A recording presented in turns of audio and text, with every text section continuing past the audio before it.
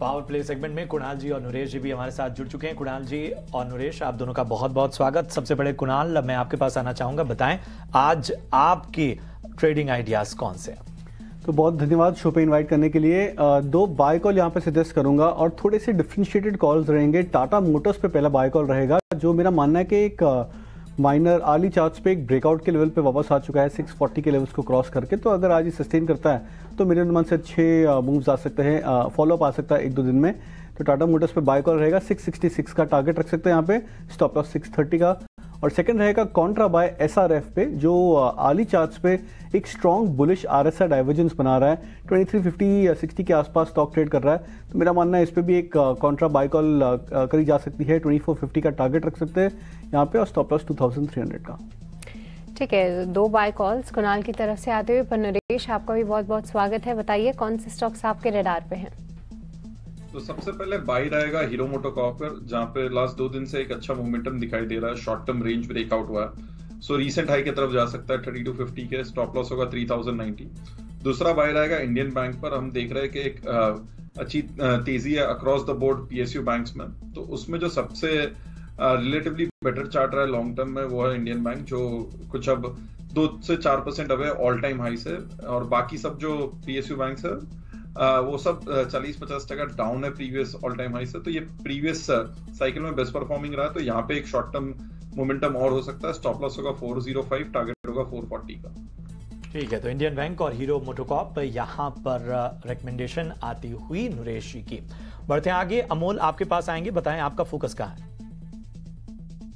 मुझे भी I think लग रहा है कि ओवरऑल टेक्सचर देखते हुए कि एक एबी कैपिटल मुझे एक अच्छा लग रहा है। एट करंट लेवल्स 184 के आसपास चल रहा है, 195 पोजिशनली पॉइंट ऑफ व्यू से जा सकता है, और 179.50 उसका सपोर्ट है। तो आई थिंक वो एक स्टॉप लॉस पे एबी कैपिटल के साथ जा सकते हैं। ओके, तो एक कॉल आते हुए अमोल की तरफ से एबी कैपिटल इन स्तरों पे खरीदारी करने की राय है। पर अमोल, कोई और स्टॉक जो कि आपके रडार पे हो, कोई दूसरी पिक आप देना चाहेंगे? मुझे एक जुबिलेंट फूड भी अच्छा है at current levels. Jubilant food में अगर हम थोड़ा सा पोजिशनल पॉइंट ऑफ व्यू से देख रहा हूँ मैं, 542 के आसपास चल रहा है, 575 पोजिशनली जा सकता है, और स्टॉप लॉस उसका रहेगा 528 का। जुबिलेंट में अगर हम पैटर्न देखते हैं तो आई थिंक एक रैली के बाद, एक करेक्शन के बाद वापस स्टॉक मोमेंटम पकड़ रहा है, हायर बॉटम फॉर्मेशन है, 50-20 डे सिंपल मूविंग एवरेज के ऊपर स्टॉक ट्रेड हो रहा है। सो मुझे लगता है कि ये नियर टर्म में ये फॉर्मेशन कंटिन्यू रहेगा तो स्टॉक में एक अच्छा खासा रैली आने के चांसेस पूरे हैं। ओके, तो ये दो कॉल्स अमोल की तरफ से आते हुए। पर आखिरी में क्षितिज आपसे समझना चाहेंगे, बताइए कौन से स्टॉक्स आपके रडार पे हैं? बिल्कुल साक्षी, देखिए थोड़ी देर पहले हम लोग बैंकिंग स्पेस के ऊपर बात कर रहे थे और आईडीबीआई बैंक के ऊपर यहाँ पे मैंने सुझाया था लॉन्ग बैट लेने के लिए। देखिए अगेन यहाँ पे जाने से पहले मैं जो ट्रेडिंग स्ट्रेटेजीज है बैंकिंग काउंटर के ऊपर फोकस रखना चाहूंगा। कुछ ऐसे स्टॉक्स हैं जो यहाँ पे अभी भी अपने ब्रेकआउट पोटेंशियल पे खड़े हैं। तो उसमें से पहला स्टॉक रहेगा डीसीबी बैंक का। डीसीबी बैंक के चार्ट स्ट्रक्चर की बात करें तो स्टॉक लगभग 122 रुपए के लगभग ट्रेड होता दिखाई दे रहा है। मुझे लगता है यहाँ पे अगेन एक अच्छा मोमेंटम कैच करता दिखाई दे रहा है बैंकिंग काउंटर। ओवरऑल सभी स्टॉक्स में ऑलमोस्ट हम लोगों ने तेजी देखी है, बट अगेन डीसीबी बैंक के अंदर मुझे लगता है जो मोमेंटम आखिरी पिछले 1 घंटे में यहाँ पे बनता दिखाई दिया है, बिल्कुल कैरी करना चाहिए। स्टॉक जैसे कि मैंने बताया 122 रुपए के लगभग ट्रेड करता दिखाई दे रहा है। यहाँ पे ट्रेडिंग स्टॉप लॉस हो जाऊंगा 118 रुपए के नीचे। 118 रुपए के ट्रेडिंग स्टॉप लॉस के साथ बिल्कुल पोजीशन बनाई जा सकती है। ऊपरी स्तरों पे स्टॉक 130 रुपए तक के इमीडिएट टारगेट्स को टेस्ट करता दिखाई देगा। इनफैक्ट अगर 130 के ऊपर निकलता है तो पोजिशनली स्टॉक में अभी भी दमखम है, काफी ज्यादा यहाँ पे रिटर्न्स क्लाइंट्स को देने का। तो डीसीबी बैंक के अंदर इनिशियल टारगेट रहेंगे 130 रुपए के।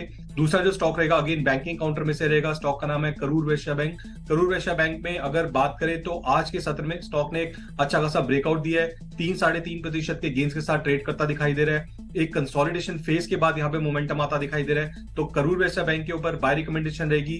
करंट लेवल्स पे यहाँ पे बाय करने की सलाह रहेगी। निचले स्तर पे ट्रेडिंग स्टॉप लॉस मेंटेन करने की जरूरत है 132 रुपए के नीचे। 132 रुपीज के स्टॉप लॉस के साथ बाय बैट ली जा सकती है। ऊपरी स्तरों पे स्टॉक 148 की तरफ यहाँ पे मूव करने का दमखम रखता है। तो करूर वैश्य बैंक और डीसीबी बैंक, ये दोनों स्टॉक्स के ऊपर नजर बना के रखेंगे। ठीक है, तो करूर वैश्य बैंक और डीसीबी बैंक यहाँ पर क्षितिज जी की नजर है, यहाँ पर नजर आप बना के रखिए। चलिए एक बार फिर मार्केट